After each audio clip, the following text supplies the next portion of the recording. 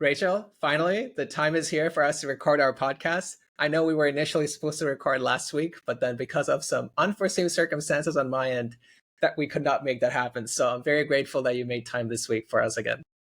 Yeah, there's got to be room for life and business. Absolutely. And I wish I understood the importance of work-life balance more, but that's a topic for another day. So Rachel, when I first got in touch with you, I told you how I found your background super interesting. And what you're doing at Footwork is, very unique because you're actually the first operations person on the pod. So thanks for coming on. But before we get into everything operations and platform, I want to learn more about yourself and I want the audience to hear your story. So talk to me about why you decided to be in venture capital in the first place and how did you get into venture capital? So I always feel so silly explaining this, that it was an accident. I was supposed to be a nurse and life had other plans. I moved to California from Montana in 2013, following my then boyfriend, but he fell in love with me and we got married, so it all worked out and it's fine. But shortly after, I was trying to figure out what I was doing with my life, how I was going to earn a living, and then I developed rheumatoid arthritis. Which for people who may be less familiar with what that is, it's an autoimmune disorder, which makes it less safe for you to be a healthcare worker. And so that kind of set my dreams of becoming a nurse on the back burner. And my doctor advised me to secure an office job. And so that's what I did. And I started working at a private equity fund placement agent, just got a foot in the door, office manager. And then I got bored very quickly. They started giving me some accounting work, but I got nervous because I didn't know what I was doing. So I got an accounting certification, started doing EA work on top of the basic accounting work. But eventually no one wanted to hang out with me because I was accounting and I'm also just a little awkward. And so there was kind of like a cool girl clique that I wasn't a part of. And I felt very lonely and very sad.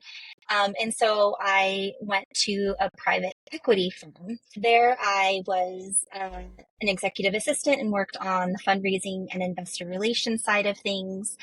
Got to work with, women, which is rare in private equity. So the COO was a woman, the head of investor relations and marketing were women. And so it was really nice to be in that niche little like female empowered section of private equity. But at the heart of it, I still took issue with how private equity operated. It felt very soulless, a lot of like screaming men with bad tempers. And it went back to the same thing of I didn't get to be happy at work and I felt very sad at work. And so I didn't want to take what I learned in private equity and lose it. And I realized that I could potentially work in venture capital with the things that I learned and be quite successful. And not everything had to have been for naught. And so VC just felt more human to me. And that's how I ended up in VC. That's such a beautiful story, Rachel. When I was in high school, actually, so I'm 29 now, but even when I was, I think, 24, 23, for some reason, I just couldn't fit in with it's not the cool kids. It's I think cool kids is the terminology here, but there's just, with the main group, I just could never move forward with them. I remember sitting at a table at one of my internships, well, at my only internship in life. And I remember sitting at the table and everybody was there. They were all talking. I just felt so out of it. And it's not because I'm not social. I'm actually I can be very social, but it's just, I couldn't mesh with the group. And I always felt personally like an outcast or an outsider. And on the flip side of that is I then spent the rest of my life, which is now, looking for people who are also outsiders to then see if I can connect with them on a deeper level. I think that's the other side of the coin. But listening to your story, Rachel, one thing that's obvious, and I wrote it down here, is that you're very resilient. And I think that's awesome. And when we spoke last time, which was quite a while ago, actually, our first time that you and I spoke, the way you described how it feels at Footwork today, it's almost like you've found a home. And I wanted to dig into that a little bit because prior to Footwork, you were at Susa. Is it Susa or Susa? How do you say it? Susa. Susa. Okay, I'm way off. And they had 200 investments, 7 funds. Now you're leading operations at Footwork, where there's only one fund, which is very large, $175 million, and there's 13 portfolio companies, right? So 200 investments versus 13 investments, it's quite a difference. So my question to you then, Rachel, is what motivated you to move from such a large VC fund to a smaller fund slash team? Like, what's the motivation there? My motivation, and I did say this during the interview process when I was trying to join Footwork, which I also didn't quite know that I was going to join Footwork when I did. But it's never about the dream job for me. It's about the people. We spend too much time together to not feel at home when we are at work. But a few other things here. So while Susa had 7 funds at the time that I left, it's also important to understand that they weren't operating out of 7 funds. They were operating Okay. out of 3. So there's the core fund, the opportunities or growth fund, which was back, at least while I was there, primarily into companies that were already within the portfolio, that Mm-hmm. had entered that growth stage. We maybe didn't have pro rata left and we wanted to double, triple down, like, make that extra ownership and just get more heavily into those. And then the somewhat new exploratory fund, which is now called Humba, and that is, investing more in sectors that Susa was less familiar with. Maybe our specialties didn't give us a lot of exposure to AI, to robotics, to deep tech, these things that are going somewhere and going to be a huge part of the sector. And so that's what that fund was for. That said, even if it's only 3 funds, it was a lot of work. That little fund was investing at a very rapid pace. And so there were some weeks where I had 5 onboardings or something along those lines. So, keeping up with all of that can be quite intense because suddenly you can't tell a founder, I can't support you just because our check was smaller. And so I was still being spread very, very thin, regardless of what type of check it was, because all 3 types of funds had the same resource, and that was ops, which was me. Yeah. Um, so I liked the work, but in the end, I really lacked direction as things grew and changed and these funds split out. And my day to day was missing the human element that I really loved in my early days at Susa. And I started to feel more like a work product than a person who does work. And it really hurt my feelings. I know that's not the best terminology. It's not professional terminology, but it hurt my feelings because I put so much into work. Like my whole being is put into the work that I'm doing while I'm at work. And it's not that the firm was bad or that the people were bad. I just, again, didn't feel that I fit. And I didn't see how I could grow in a way that would give me energy and joy in the day to day. I miss building new things while having permission to fail safely because you need that if you're going to learn and grow, and you need to be able to experiment and play. And I wanted to have permission to be quirky. Obviously, I'm a little weird.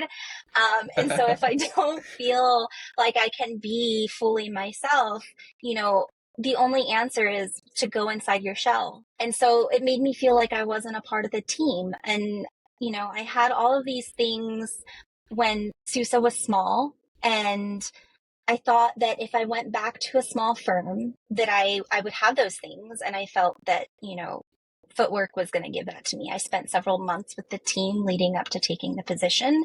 We went out to breakfast, a couple times, and, did all of these video calls and exercises together, all to say, I made the choice. I made the leap. I'm here.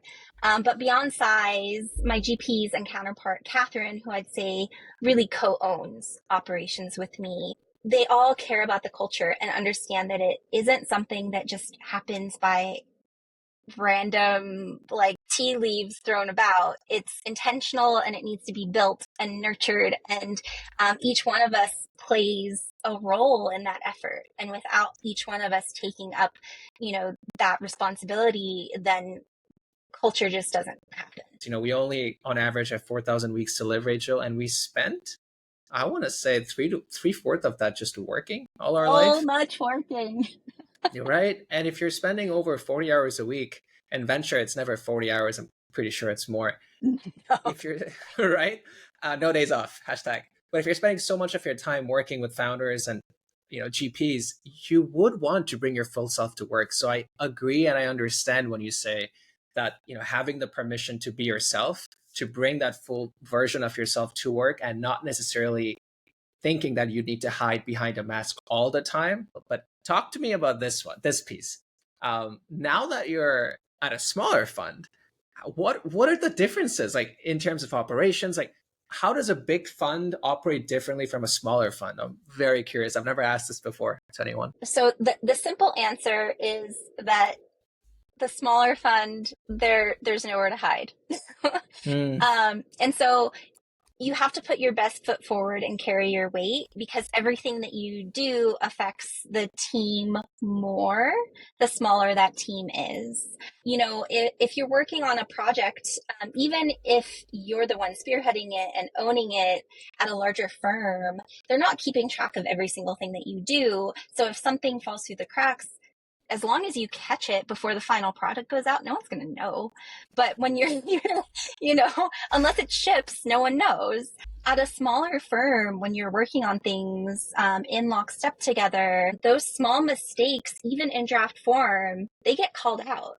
And so I'm having to reteach myself to share my work while it's a work in progress, which is very hard for me, because we do work together on almost everything, regardless of if you're owning the project. And so my first drafts need to start being better. I need to start being better. I need to work towards excellence in a way that I didn't before, for the sake of my team. Aside from that, things also tend to move more quickly with fewer stakeholders. It's a forcing function for staying nimble and staying grounded. There are operational differences and difficulties as well, but that's what the core of it boils down to. And how would you say your day-to-day differs from, let's say, a head of platform, or let's say a platform lead, right? Because from what we talked about in the past, seems like a lot of what you do at the fund is very similar to what a platform person would do. But what I'm trying to understand is, how is the day-to-day of an operations manager like yourself different from the day-to-day of, let's say, a head of platform at a similar size fund? So sometimes it feels like splitting hairs. Sometimes it doesn't. There can Interesting. be a little bit of a war, if you will, from operations to platform. Each answer is going to be different depending on who you ask. Let's say that there's not a black and white here. What I found is that operations tends to, in general, have more hats. Operations can encompass platform. Platform tends to be the platform on which you serve your founders. So if maybe you have talent and PR support, etc., that's going to be part of your platform. And then operations can be operational support of the founders. It can be operational support of your firm. So that could also fall under fund management. And that's one of the ways in which my role and my counterpart, Catherine's, varies a little bit, in that, she came to the fund with the 2 GPs. It was the 3 of them. And then after about 2 years, they brought me on. She was doing all of the things, but they didn't have space and capacity to start doing platform operations items.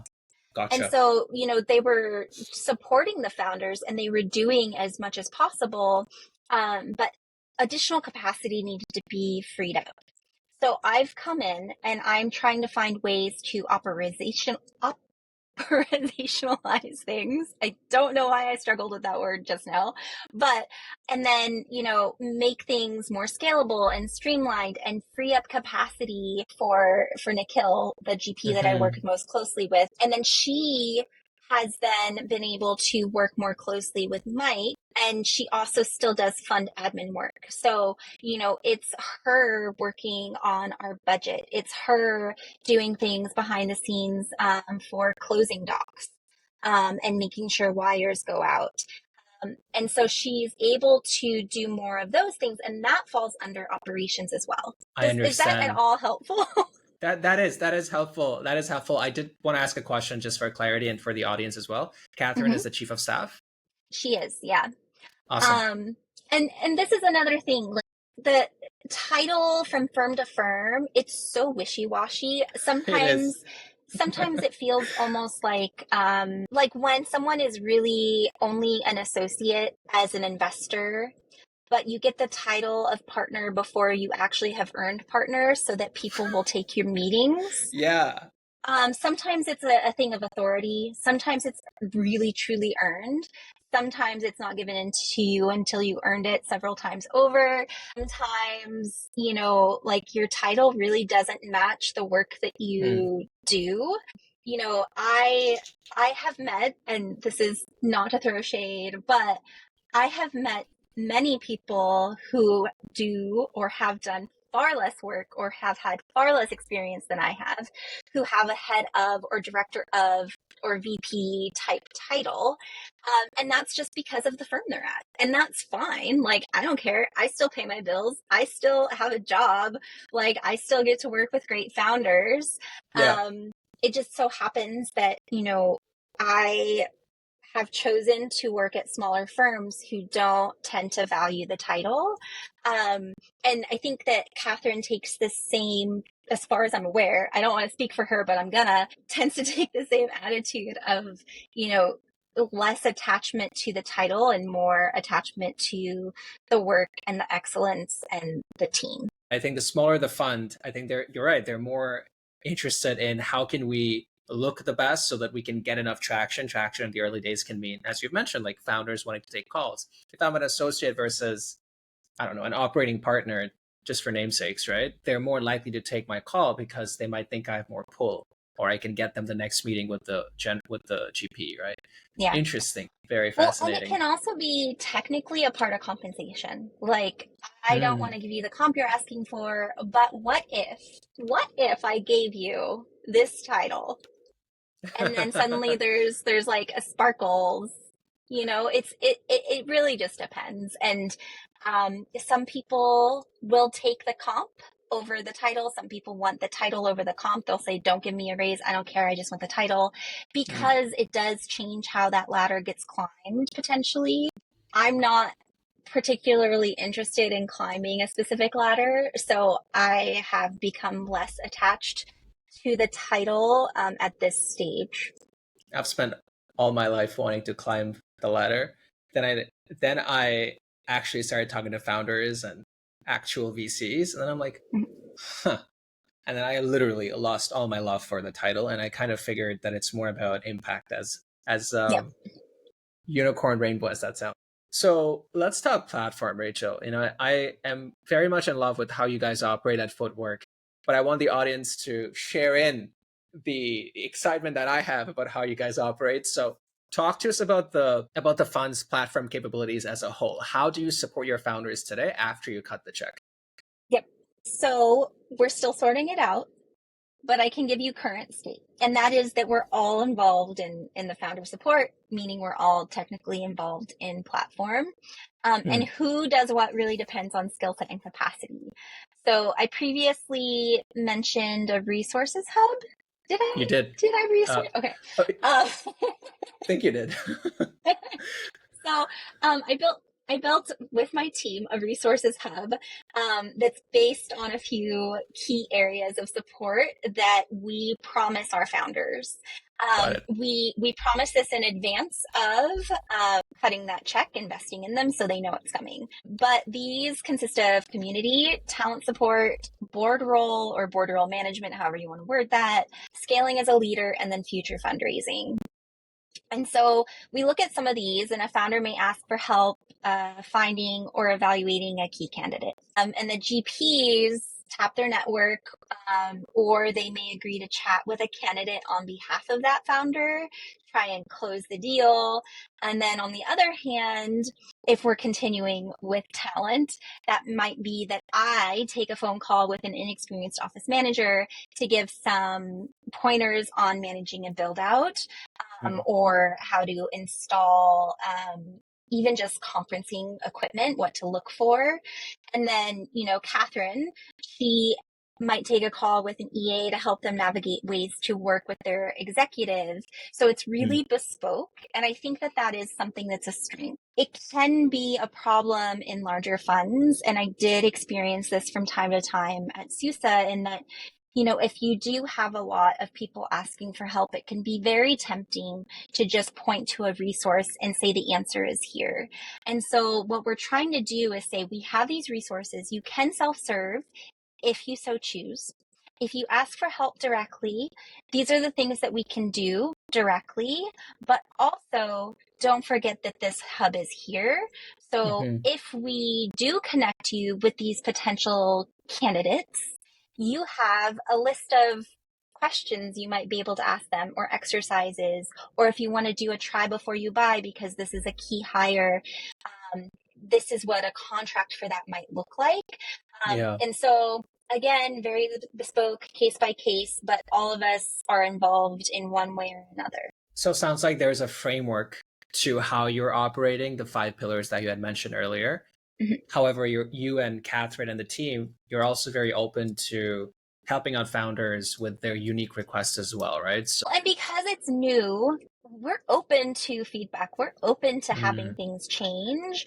And so we can take it and give it to the founders. And if they push back and say, what would actually be really helpful is X, Y, or Z, if that makes sense, we're going to try to find a way to make that happen. And I did that, in the early stages of developing this, we had some founders working out of the office, and I pulled one of them aside and I said, what do you think about this? One of the things within this hub is not a Facebook, it's a directory, a directory of founders. And so he said, a really helpful way to sort this aside from the, sector or vertical or stage would be superpower. And so I added superpower. Now, the difficulty here is that the team went through and we're trying to identify superpowers of the founders. What I need to do at this point, though, is ask founders what their superpowers are, or ask them to identify for their co-founder, if they have one, what is your co-founder superpower? Because then if someone is struggling with product, they can go search for someone within the directory who is great at product and connect. If they don't want to come to us and ask for, a potential mentor or someone to talk to about whatever product problem they're having. So you're also enabling the founders to talk to each other, essentially, right? Yes, as much as possible. That's pretty cool. Okay. And then when you did mention that you're a tight-knit team at Footwork, right? I just want to double click on that, Rachel. Are there specific things that you and Catherine are more, I want to say, involved in on the platform side? Maybe Mike and Nikhil are in charge of other things. Like, how do you guys split the responsibilities there? Yeah, so it is that team effort. And we work together on a lot of things. But even with things that, I'm the owner of, we still over communicate and try to find alignment on every project.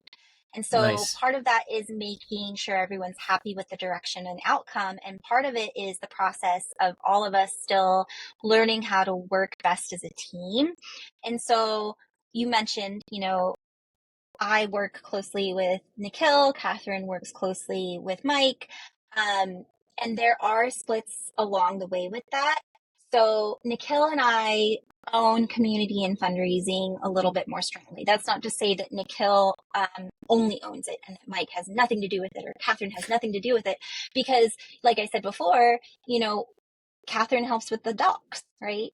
And so, but because I work closely with Nikhil, if he is working on a template to match a founder with follow-on investors, then I'm going to be, maybe tagged to help with that data and making sure that then it's synced with our CRM, for example. And then Mike and Catherine spend a bit more time on talent development and certain aspects of board management. And that comes from Mike's very strong experiences as an operator, right? Because he came from Walmart.com. He was very early at Stitch Fix. He helped build that company. And so, he has that experience, and he's also on quite a few public boards.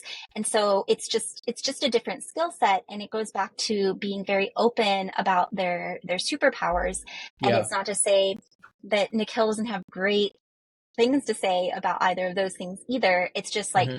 more who is primarily tapped, and then who gives a second opinion or like quick review of what it is that you're doing or proposing. It also boils down to GPs taking on larger items that require deeper industry experience and Okay. their strong networks. One of what I perceive as their differentiation is that they're incredibly willing to tap their networks.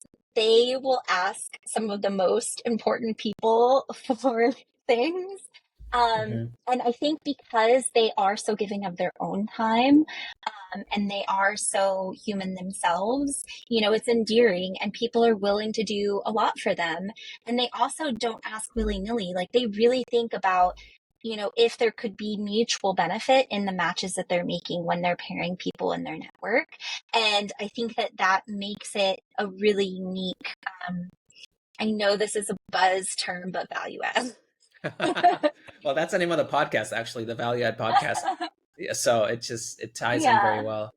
Yeah, I was reading before our episode. I was reading, I think, the first Substack post that Nikhil made, where he Mhm. talked about how him and Mike have known each other for a while and how they both bring in their unique experiences to the fund. And it was a very short post, but as I was reading it through, it felt very warm. It really felt like they're doing this because this is something they're truly passionate about, Nikhil and Mike, and they're in it for the long haul as well. And so at the beginning of our episode, when we were talking about the human connection and the importance of being yourself, etc., I felt like all of those values were almost ingrained in the Substack Yep. post that Nikhil made. And I'm Yep. really happy that you found the team and the team found you, Rachel. Yeah. I do have to add, like, Hmm. the nice thing too about the partnership is that there's not a competition. It's not who needs to be stronger, who needs to be more excellent, who needs to like know the best contacts. It is fully, whoever gets a win for a founder gets a win for the firm. Um, and there's no gold star needed. No one has to be the bully. And I think that's another thing that makes me love ventures so much more than private equity, because Mm. in private equity, it's always a competition and everyone needs the accolade. Everyone wants the little, the tombstones. You know what I'm talking about? Those glass tombstones, like behind Yeah. them, like everyone needs to know what you've accomplished. And here it's the founder reputation is your tombstone.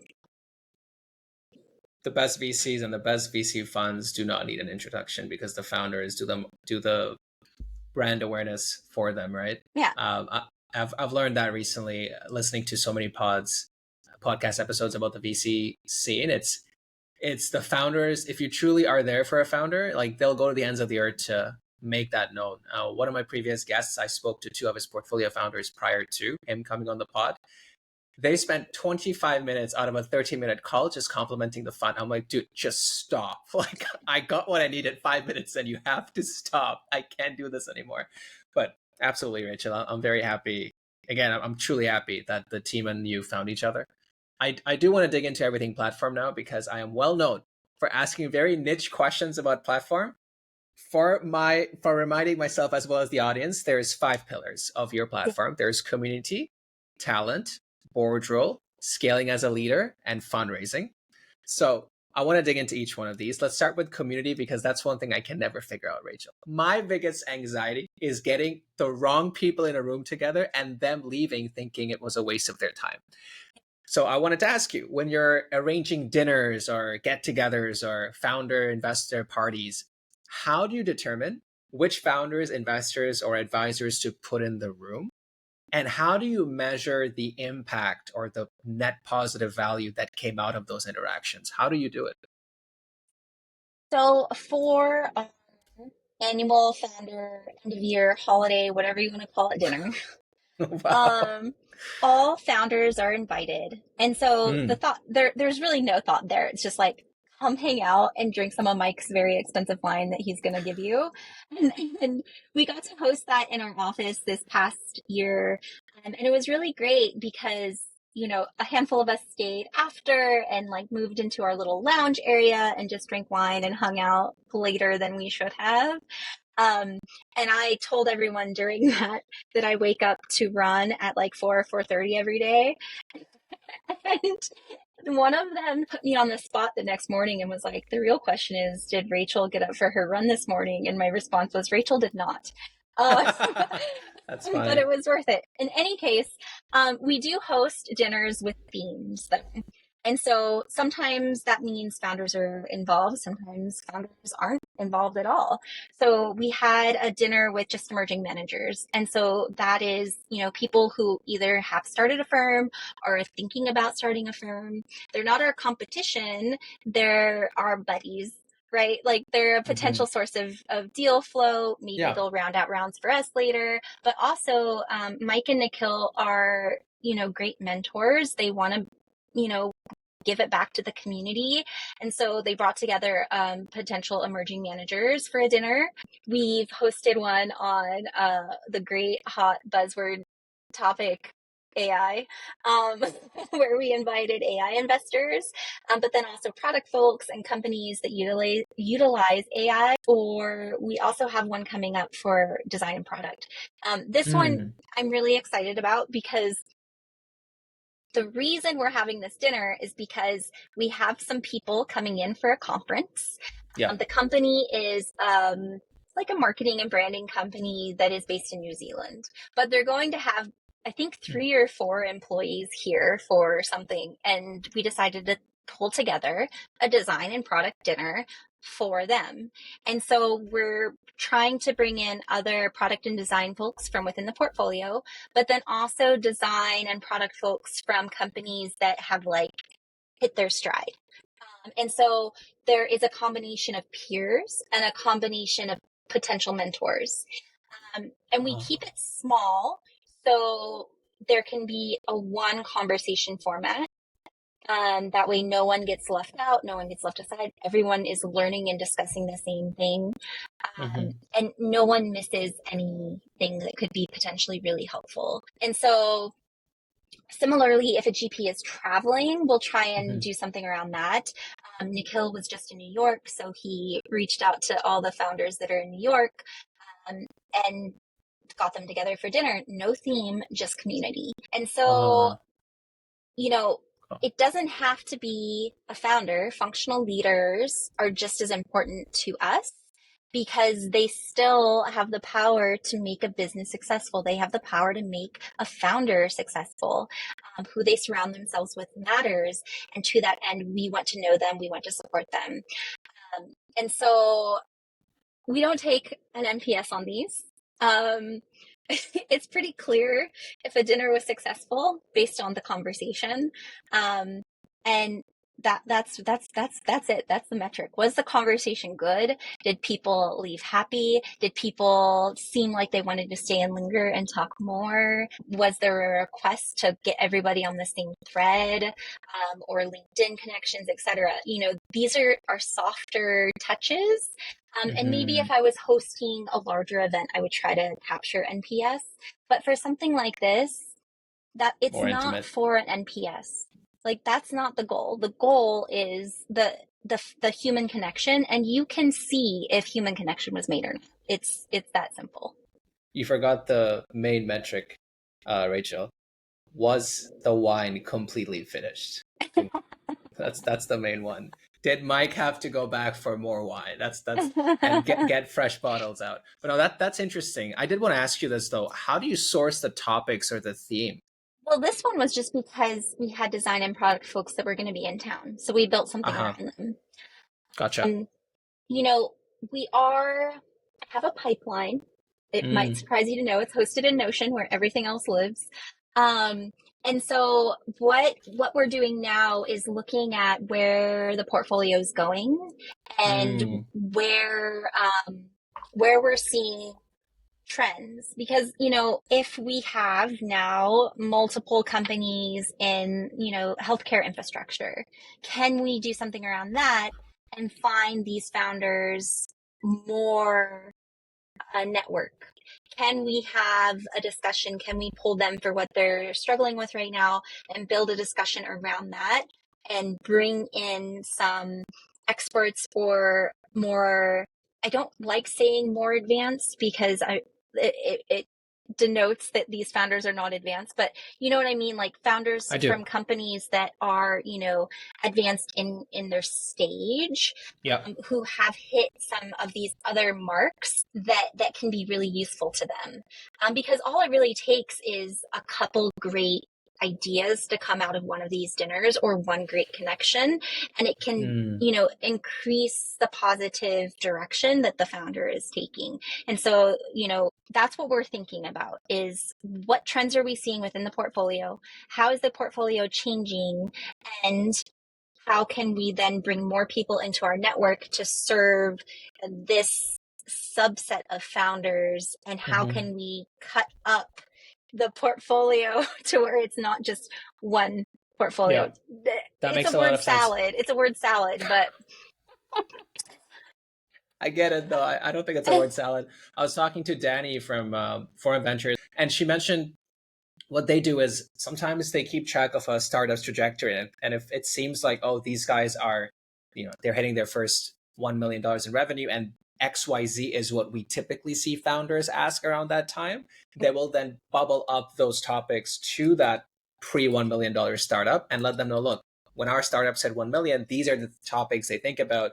Here's a mentorship session, or here's a connection with somebody who's helped other founders at that $1 million stage where you might need help within the next 2 to 3 months, right? So yeah, um, she's a big fan of guessing what the founders will need weeks and months ahead. And I was like, wow, okay. But yeah. yes, so I love that. Let's dig into talent, right? It's obviously my Mhm. favorite topic, as you may know. So with talent, which is the second pillar of your platform strategy there, how involved does your team get when you're helping the founders make their hires? And I'm also curious around the biggest mistakes or learnings that you've seen early stage founders, come up with, mistakes that they make. Sorry, More word salads. more Um, word salad. so it depends on the founder, because not everybody wants help. And we're certainly not going to force it upon them. But the ask tends to be more functional leaders, so head of, lead type titles, sometimes founding engineer, etc. Every once in a while, it's going to be a chief of type title. It just depends on the company. Anyway, regardless of that, sometimes the support is directional advice, something more along the lines of, you should be looking for Mm-hmm. this ideal candidate profile, X, Y, or Z. Other times the GPs are connecting them to people we know that are on the hunt for their next thing that could be a great fit. Yeah, And that goes back to, them being so great with their network. It's not uncommon for us to be in a team call and hear, oh, this company is looking for this position. And then Mike or Nikhil are like, oh, what about Kathleen? And we'll put it in the CRM, and they'll make a note to, reach out to Kathleen or whoever it was. But, that's one avenue. And then there are times that we've done something that isn't strictly talent related, and then it had a positive talent effect. And this, so, okay, you mentioned Nikhil's Substack. Next big thing.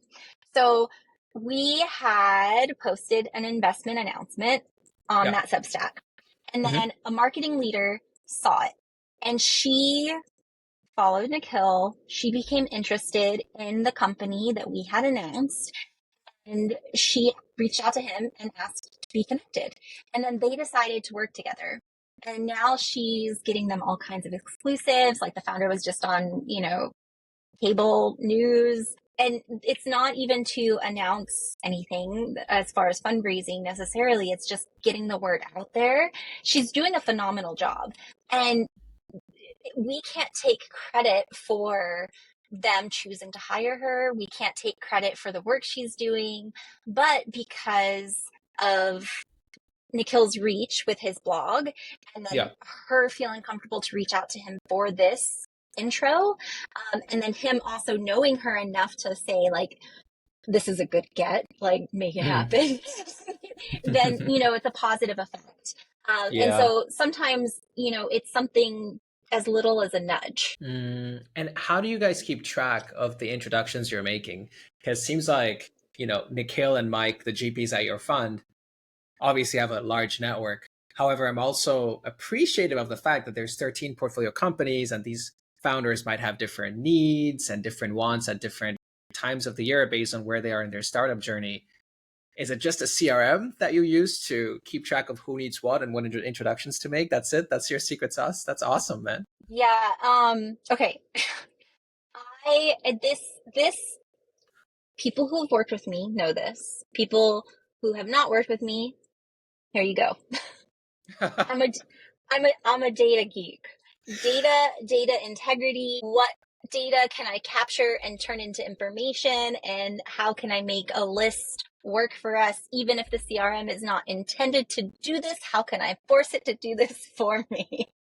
And so that's something that I've done a lot of. I did it a lot at Susa as well. Created a lot of systems there to capture data and turn that data into information that could be useful. And so we do have a support tracker. And anytime that a founder asks for help with anything, even if they're not asking directly, we put it in there. So if that help is to help hire someone, then we'll put it in there. And if, how I mentioned earlier, they maybe mentioned we should make this intro or that intro, there's a separate column for those associated people. And then I can log whether this intro was made or not. And once the position is hired, then we have the follow-up action. Like, did we help? Yes, maybe we made the intro, but was it that intro that led to something? Did they find the person themselves? Did another investor make an intro that led to a Nice. hire? And so then it's very easy to look back at all closed instances of support and say, did we help or not? Or did it become irrelevant? Like maybe they said they wanted help and then realized they weren't ready. And so that's no fault of our own. It's just like, but it's still there. It's still logged in the system that was something that the founder was at some point considering. Yeah. And the helpful thing there is that, it's there for posterity. If we ever want to go back and look like whatever happened with that, it's in the system. So organized. So let's dig into the fundraising piece of your platform strategy. So I know that you're leading and co-leading seed and Series A rounds, but just talk to me about how your team supports founders with fundraising. Yeah. So both GPs help here, especially when it comes to getting the deck and the story sorted. But Nikhil really shines on this one, which I mentioned briefly before. He really hits the ground running, intros, and then helping founders think through board construction as the round progresses, reviewing terms, etc. And then we also count PR as part of that support. It's holistic. So, it starts with the round closes. Yeah. And pretty immediately, say it's the seed, pretty immediately Nikhil says, okay, we want to see an A deck. Like, you need to start thinking about this right now. And so he helps manage that process and start setting expectations. You need to hit these metrics if you want to be taken seriously at the A, et cetera. Or at the B if that was an A that just closed. And then there's the deck support. And we have a lot of resources based around this as well. So this is another area where our founders are so helpful. So we solicited a few founders who had really great decks and asked them if we redact, something here and there, can we use your deck as an example in our hub for other founders as like, what does great look like? What does exceptional look like? And then I also ended up separating it and categorizing it by, okay, this is a series A, B, C deck. If you're trying to be product center, like front and center, this is a great outline. If you're why now front and center, this is a great outline. If you're traction front and center, this is an outline. And so, it can be really very granular, because we want them to be able to put their best foot forward as early as possible and really start to hone that story, hone that narrative. Yeah. And then that goes into a curated investor list that Nikhil and Mike work on together. And then they'll start with intros.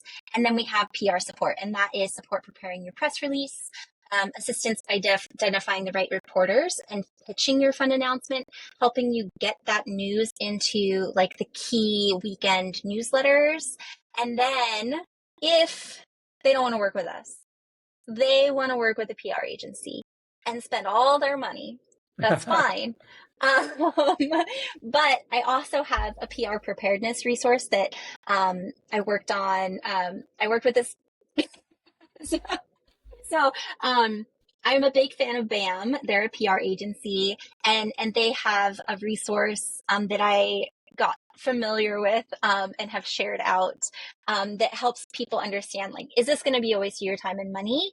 Because it's important to ask the question first. And so then that's part of the holistic process.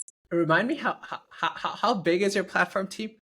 Like, is it like you guys are doing so much, right? And like oh my God, like that's crazy. That's so much. And I love how you're trying to optimize, on the operations side / the platform side by having the DIY side, which is the resources. Like, hey, here's what great looks like. Here, we have done the homework before you joined the fund or before we invested in you. Here's what great looks like. Here's some playbooks, etc. Take these and run with it. But hey, if you need help, you can also reach out to us, right? That's wow. You mentioned PR support there. One of the things, Yep. When you're fundraising, you want to get front and center and you want to be on the right, reporters, blogs and whatnot.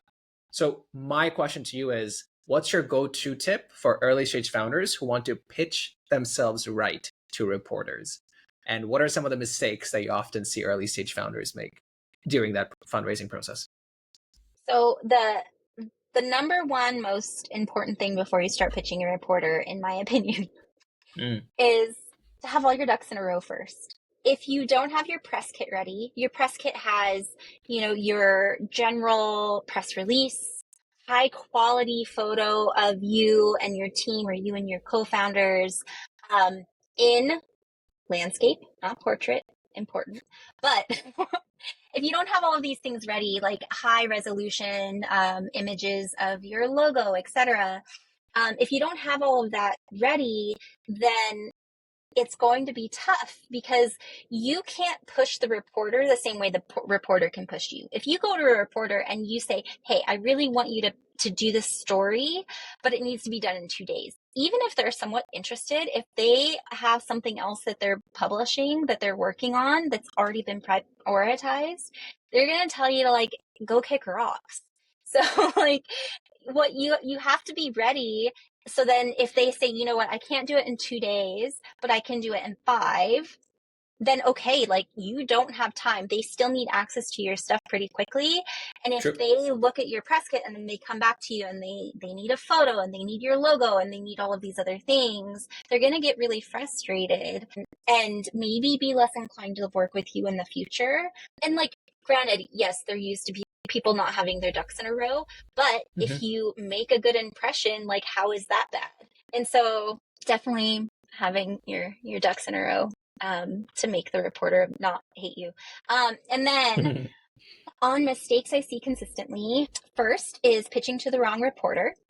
So you may want Axios or TechCrunch, and Axios or TechCrunch may be a great fit for you. But if you are, for instance, a prop tech company, and you're pitching a fintech reporter just because they're a popular reporter and you genuinely like them, you're still going to be ignored.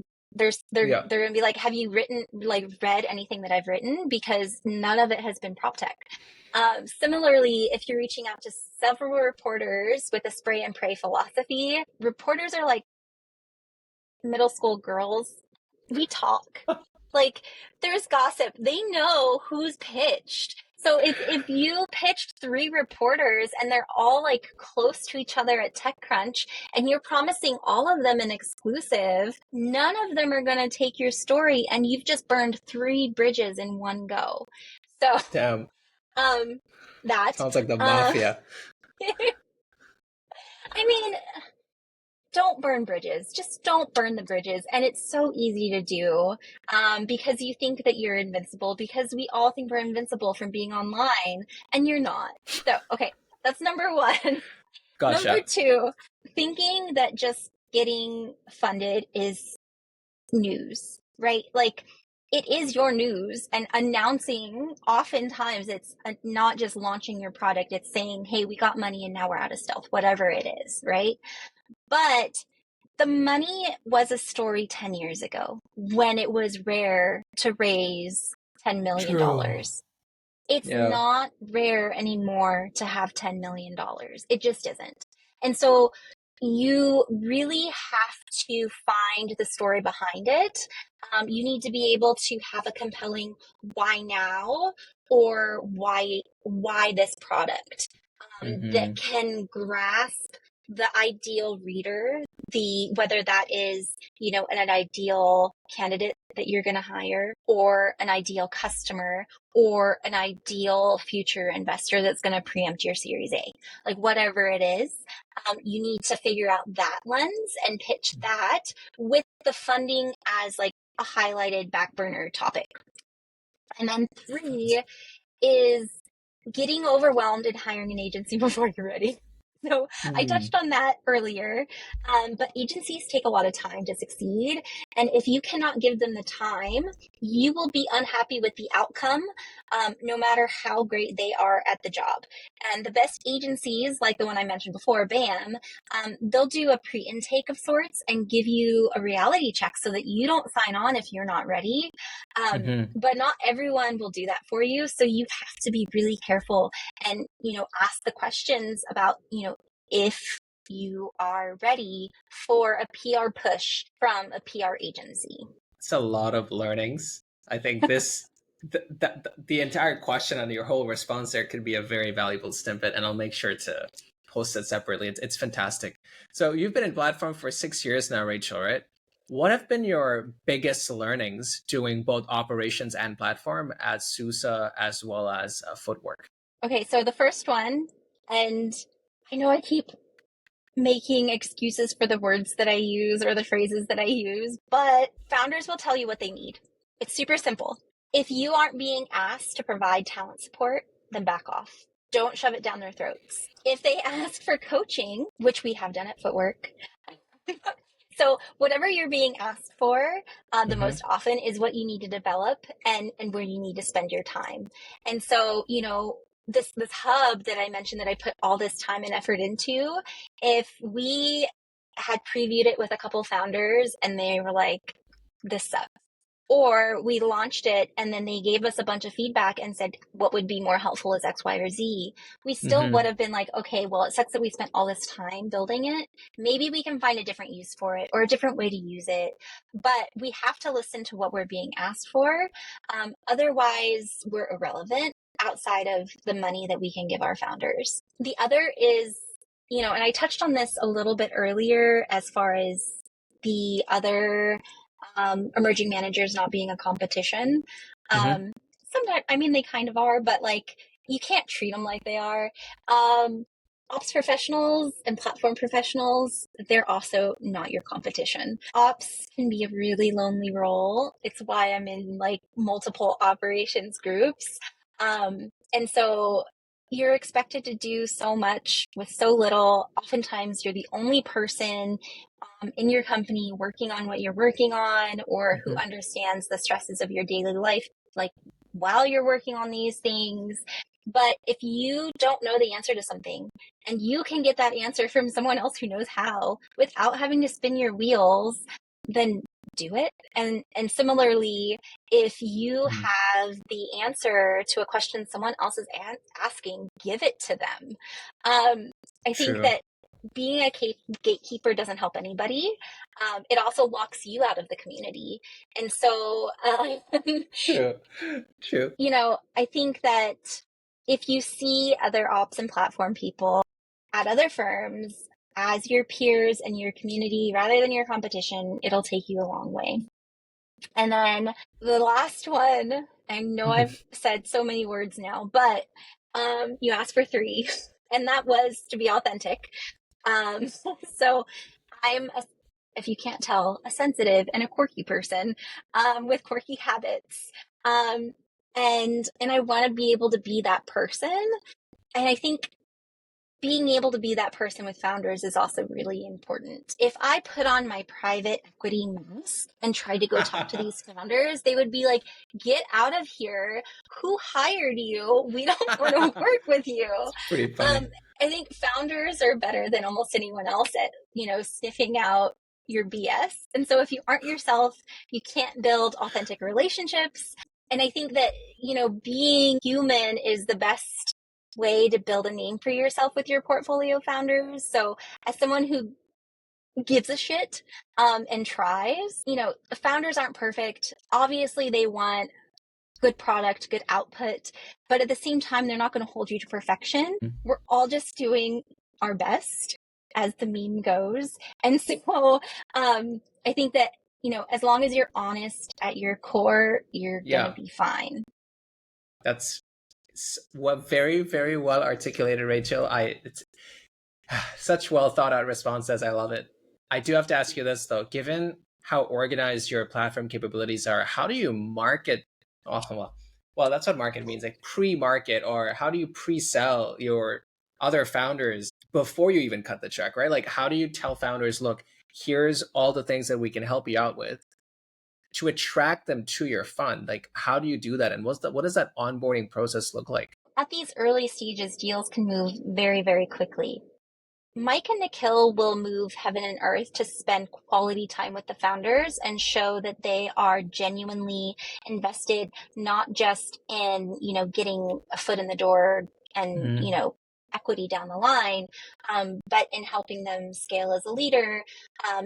And so, that company that I mentioned before that's in New Zealand, they dropped everything and legit went to New Zealand on a 2-day turnaround to try and win that deal. And they did, because we're throwing a dinner for some of their product and design people. But besides that, one of the things that they do in spending this quality time towards the end when they're really working to win the deal is they share a pre-investment memo, if you will.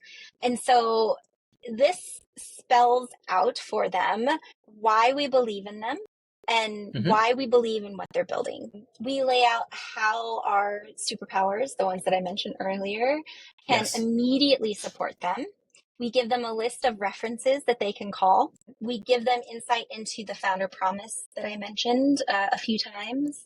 And it's really detailed. The founders can very easily see that this is something that was tailored for them. It's not a document or something that just has a different company name copy and pasted in. It is legit. These are the things that we see could be problematic for you. This is how we think that you should address it. These are mentors we think can help you scale yourselves as leaders. These are our superpowers and how we think these superpowers specifically can help you as individuals as well as your company. That's not something that you can, of course, take the formula and change it for companies, but you can't copy and paste the words, right? And so even just having that amount of effort go in to winning the deal at such an early stage goes a long way to show them, if they're doing this now, what are they going to do for me later? And I think that it's important to show them that you are going to work for them. And they do that. They both put in that effort. It's a document that we can all work on together as a group of 4. But if it's the weekend, Mike and Nikhil try not to bother myself and Catherine. So recently they did one without us, which is so nice. There was a part of me that was you could have asked for help. And the other part of me was but thanks for not. That's pretty funny. I can sense, right? I can totally sense that there's just such a huge, genuine commitment from the 4 of you to just really keep adding value to founders. And again, adding value is one of those keywords, right? But it seems like you guys genuinely want to help, and you genuinely care, and you genuinely want the founders to succeed. And earlier on the session, or sorry, earlier on today's podcast episode, you mentioned that there's no gold stars match. When the founder is successful, if they get the help they need, then we as a team are successful. I can feel that as you're describing how you support your founders, even before you guys invest in them, which is a very, very attractive feature for a VC fund, I think. How do you keep track of what your founders need today in real time then after they join the fund or after they take the check? So there is the support tracker. So we utilize that and we update it in real time anytime someone asks for something. Yep. But we start the process right now, I guess, in onboarding. So we'll take this memo, right? And we'll say, what from this memo would you like to start working on immediately? What intros are you immediately interested in, and how should we prioritize these things? Beyond that, what are your top 3 concerns or problems? And then we try to focus on discussing those and how we can help. And what I've done is kind of multifold. So I'll take notes in the memo with the founders have access to, and they can also comment, and I will assign things. If it is, okay, so you need to intro us to your head of finance so that we can do this other thing, then those become tasks. And as they're done, I mark them away in the memo, but they get logged in our CRM for posterity.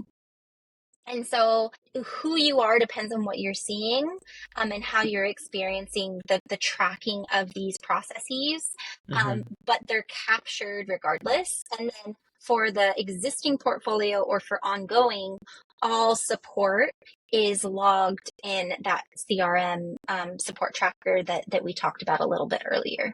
Yeah, we did. Wow. Rachel, this was really interesting with how you described platform and your specific funds capabilities. I do want to zoom out now and ask you about your vision on the industry as a whole. So one thing I wanted to ask you is, in terms of the best advice that you've gotten about VC platform, what would that be? Okay, so here I go, qualifying what I'm going to say again. The best advice that I've ever gotten was from my old colleague, which was to care less. Not to be careless, but to care less. It's a very specific differentiation, and it sounds really bad, but if you care the absolute most about everything that you do, you're just going to cry a lot, which I did for a while. Because like I said, this job can be hard. It can be stressful. You do get, people who are disappointed in you or dislike an outcome. And if you are a sensitive person, that hurts your feelings. And that stress can really weigh on you. The need to perform, the need to be perfect, the need to, work 60, 70, 80 hours a week because you didn't get everything done, when in fact, if it can't be done within, the work week schedule, it should not be on your plate. It should be on the back burner. You should be able to raise your hand and change things. And so that led me more to the glass ball theory, which was popular, I think, on TED Talk or something. But that brought me back down to earth. And so the theory is, you're juggling a bunch of balls, and you don't always realize when you're, moving so quickly, which of the balls you're juggling are rubber and which ones are glass. And the fact of the matter is that not all of them are glass. By sheer function, not all of them can be glass. Some of them are rubber. Most of them are rubber. And as long as you catch the ones that are glass, the others are going to bounce right back up into your hands. And you don't want to drop any of them because you're a professional. You're a jester. And you don't want the queen to behead you.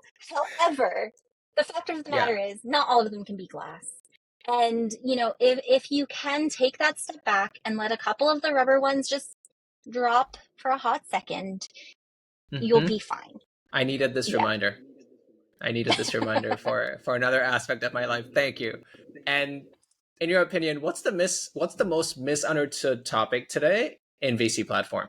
I think something that people misunderstand Hmm. is how difficult and multifaceted the role can be. You know, how we mentioned earlier that what you do depends on what firm you're at. You know, if you know one operations manager and Yeah. you know what they do, you don't automatically know what another one does at another firm.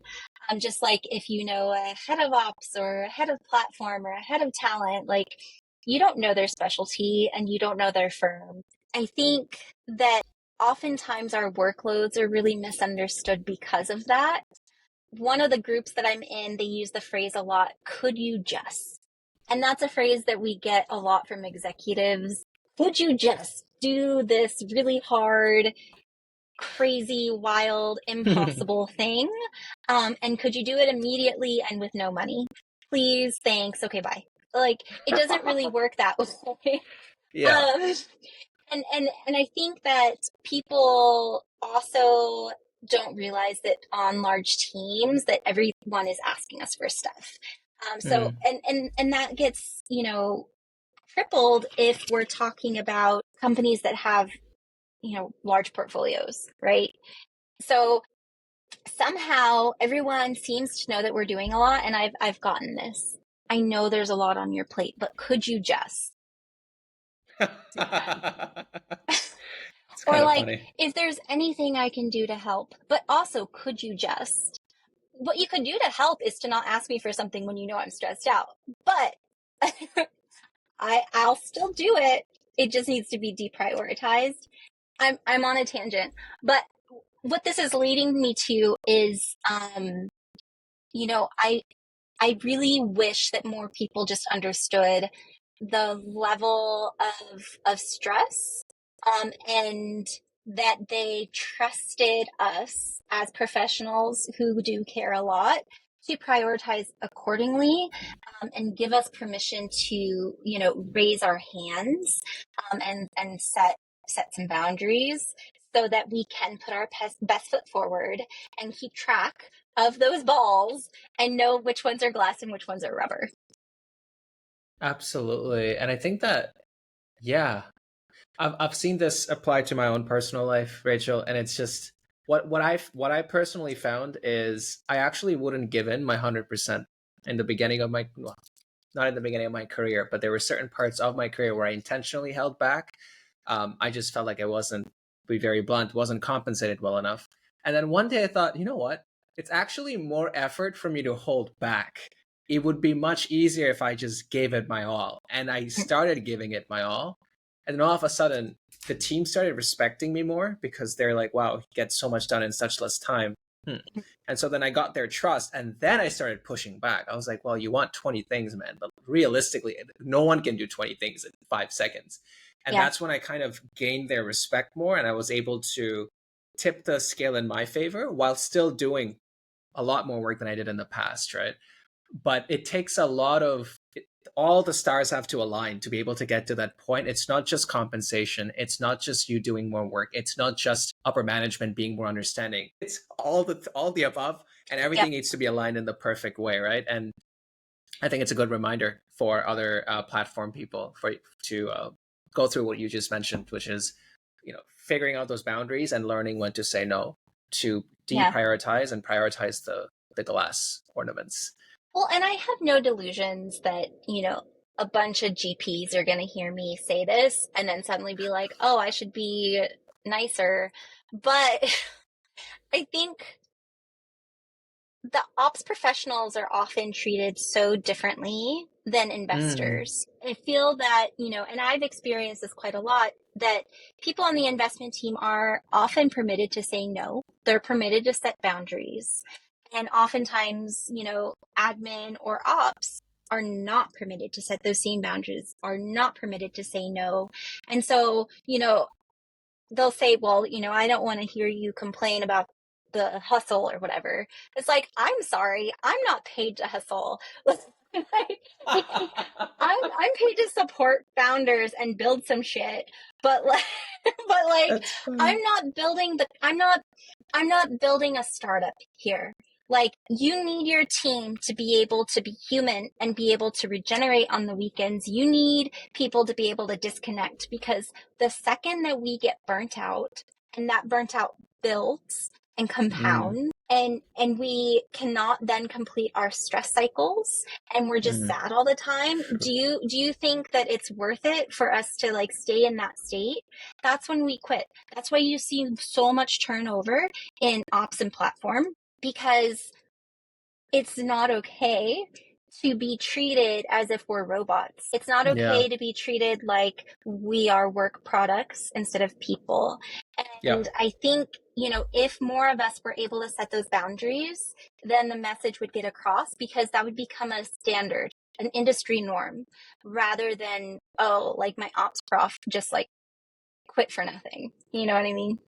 No, yeah, for sure. For Probably sure. not like the best note to like stop stop on, but like it's important. I think it's a great reminder. I genuinely think so, for personal reasons as well as how my own professional life has transformed over time, Rachel. I think it's a good reminder.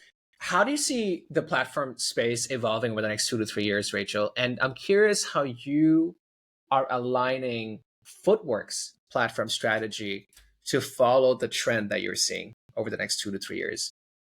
Um okay, this is hard. Okay, so I do think that firms will start hiring more than one or two platform ops professionals. Okay. Because I think it used to be, I think that a lot of VC firms were hiring ops and platform because others were doing it and they wanted to follow the trend. And then a lot of the firms started kind of copying each other. Like, this firm's doing that, we should do that. We should do that, we should do that. And then suddenly everyone is a jack of all trades, master of none. And that's also how you end up wearing so many hats, Yeah. and not being able to focus on any one thing.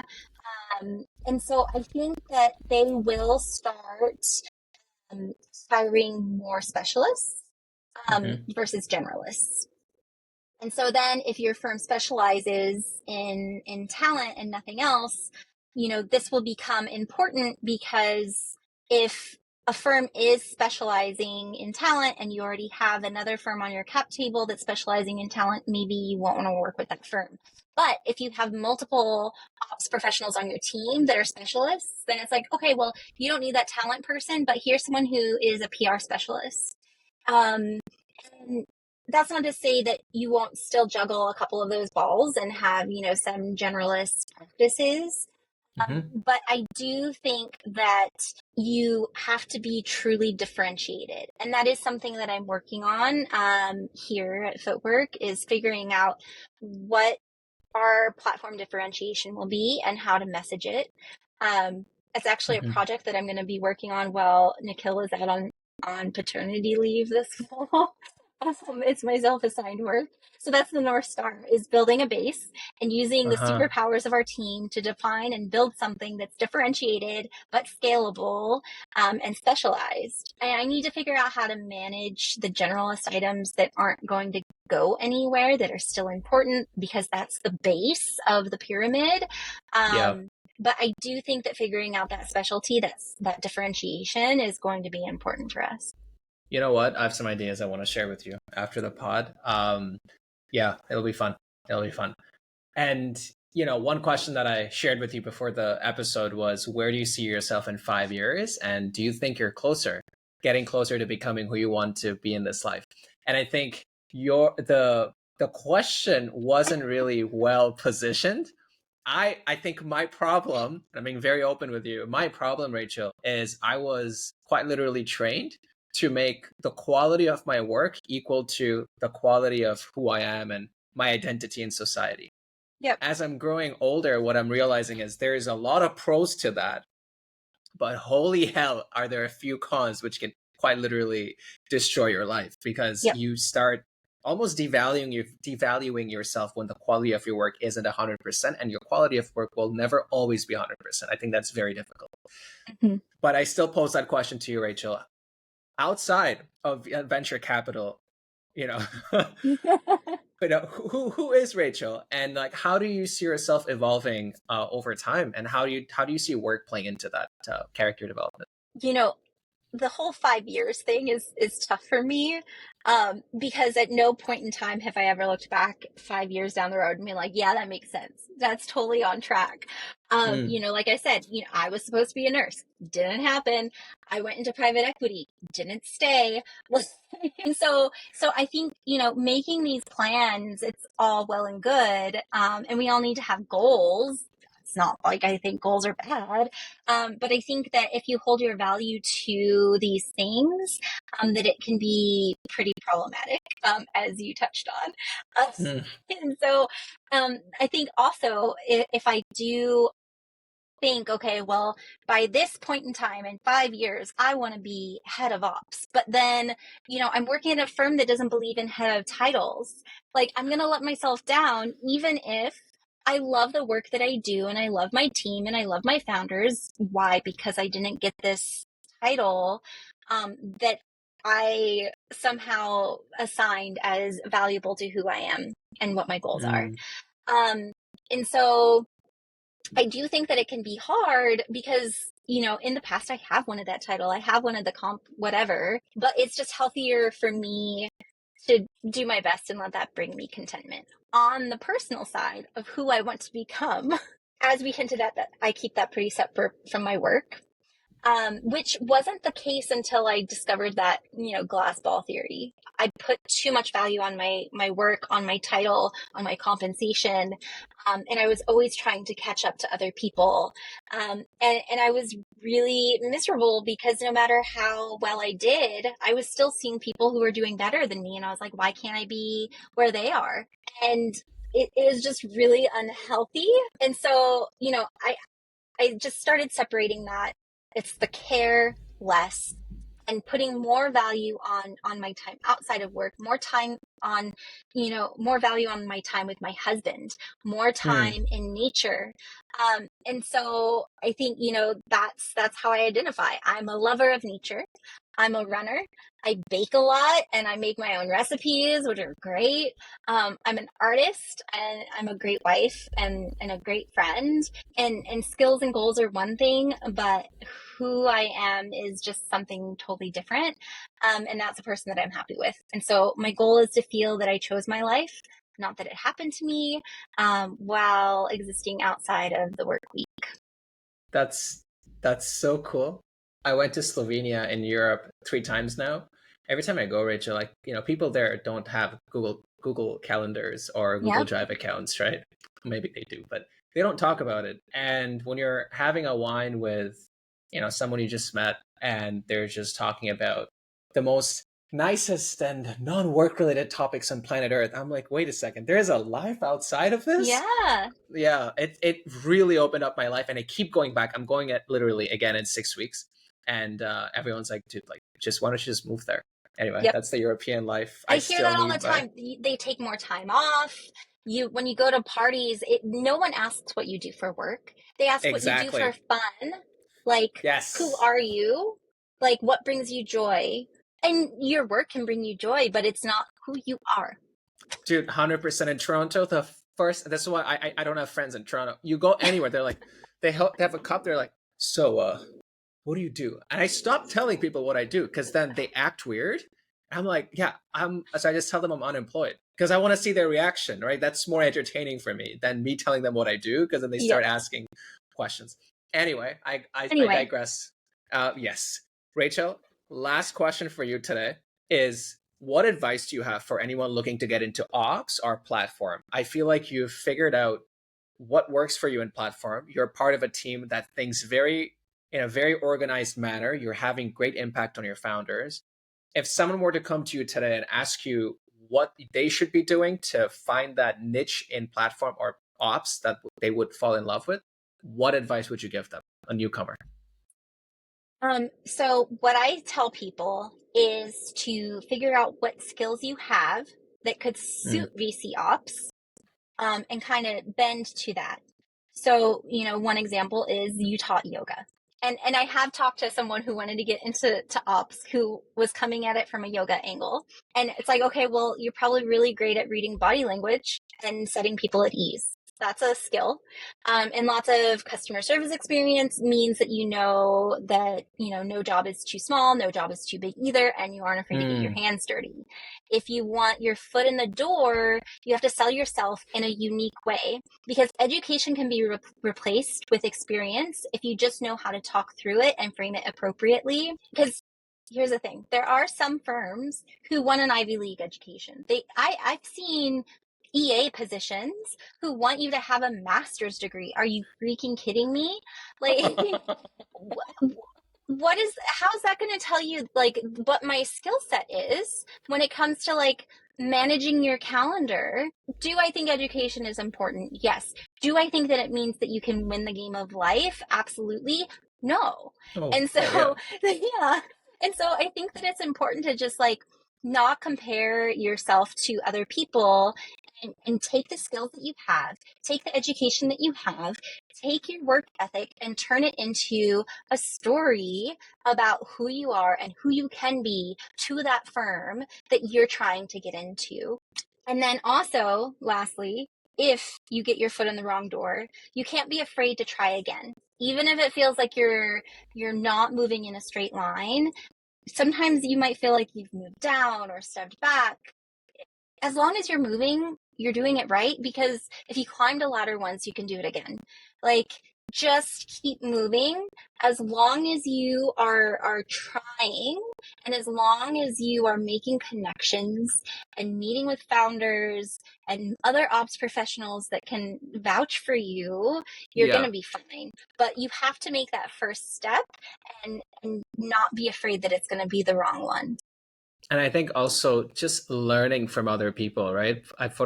What I've gotten from the platform community, at least, is that people are very open and helpful to teach and share, and also learn from their own mistakes. And they're very open to have the conversation, which is why I get to have conversations like this with you, Rachel, right? Is because you're open to share your experiences. And I think if there's a newcomer who wants to join platform, they should have these conversations with folks like yourself to see what those learnings are, and then take those and present it and tailor it to the fund that they're applying for. That speaks volumes about, how proactive they are. And I think it'll just make their life much easier as well. Well, okay, and I have to say this because I would probably get skewed alive if I didn't. But I'm a board member on this group called Let's Talk Ops. And it is a group of operations professionals. And we have a mentorship program. It's all volunteer based. But aside from that, there's like the Slack channel, and it's not uncommon for people to ask a question. And if multiple people raise their hand to say, I want to know the answer to this, that there's a phone call that happens because people want to support each other. We're not each other's competition. We want to help each other. And I think like if you cannot exist in the venture ecosystem without reciprocity in your heart, like you're not going to make it. So if you are thinking about joining venture in some way, shape, or form, and you're not interested in supporting your community members, then you probably shouldn't enter venture. go to private equity. Equity. I was gonna say that, Rachel, before you go today, and this is by far the juiciest episode I've ever done on the pod. Tons of questions. Thanks for bearing me. I have some final rapid round questions I want to throw at you. Are you ready? I'm ready. Favorite pizza topping? Mushroom. What is with people and mushrooms? That's the most, I'm sorry, but that is so basic. Come on. No, give me something spicy, like something new, I mean, I do love habanero, but what? That's actually new. But that was I see your rapid fire questions here, and my favorite comfort food is the next question, but my favorite comfort food is also to do with habanero. So I make a cornbread, but I put habanero oil in it.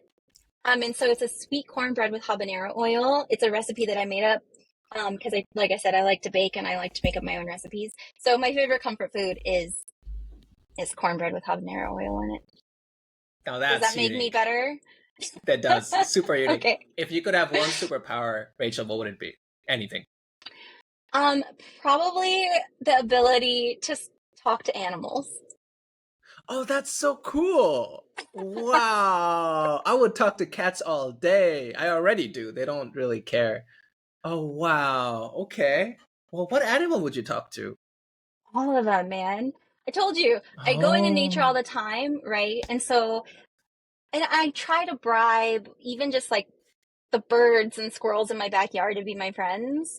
But if I could just chat with them and be like, look, you want this peanut? I'm not gonna hurt you. Come on, like be my buddy. And to understand so like cool.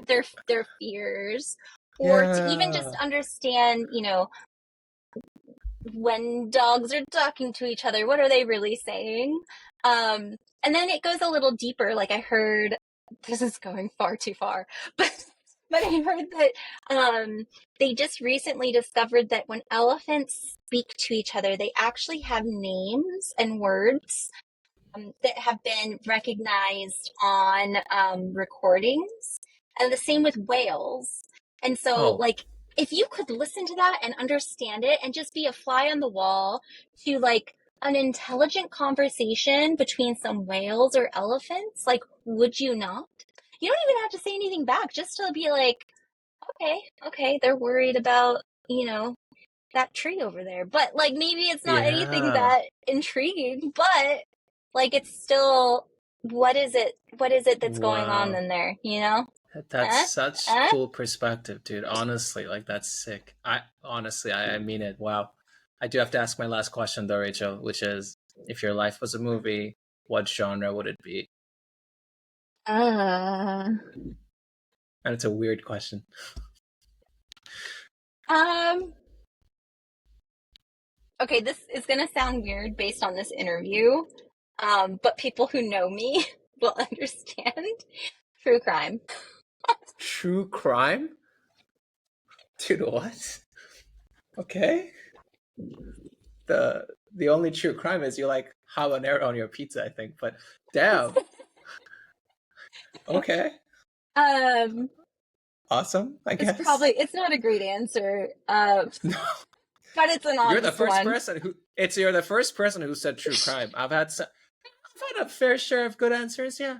And I tell people I like mystery, you know, and then they look at me weird. I'm like, dude, like, don't make me feel bad for being myself. Otherwise, what is it, like drama or rom-com, right? Exactly what I told them. They're like, oh, I like comedy. I'm like, no, listen, man, you need some mystery to keep you on your toes. Otherwise, what's the point of living life? And then And they then don't say anything, but I go, there are offshoots, like, okay, comedy, but like what kind of comedy? Like there's dark comedy. I guess it could be a dark comedy movie. okay, There's Rachel, dark comedy, there's like slapstick comedy. We've gone too far. You don't know what I'm talking slapstick. about. I have Yeah, no clue. like the dumb humor. Dumb humor is like called slapstick comedy. Oh, No? I did no You idea. never I heard had no that? idea. No idea. Yeah. No, no. Because But I'm pretty that's sure I like the watched a easy, few. obvious, dumb laughs that like they're. It's funny because it's stupid. Mm. Oh, okay, I get it. I don't Yeah, think The Office falls under it though. I don't think so. The Office, like the that's like borderline, like dry, dark comedy, I get it now. Now I which get it. I would be more Perfect. like. Yeah. All right. The Office is amazing. I'm watching it right now for the 20th time. But yeah, Rachel, this was amazing. I think I got the most insight into your personality towards the last 2 minutes of the episode. Wow. But no, really, jokes aside, this was amazing. I'm very grateful that you were very honest and like so candid with your responses. This is why I do these episodes. It gives me a good understanding of people and more importantly how they fit into the VC scene, the platform scene, and how they bring their full selves to work to really make sure founders get what they need at the end of the day. And this was such a heartful episode. I'm very grateful for your time. Glad to be of service.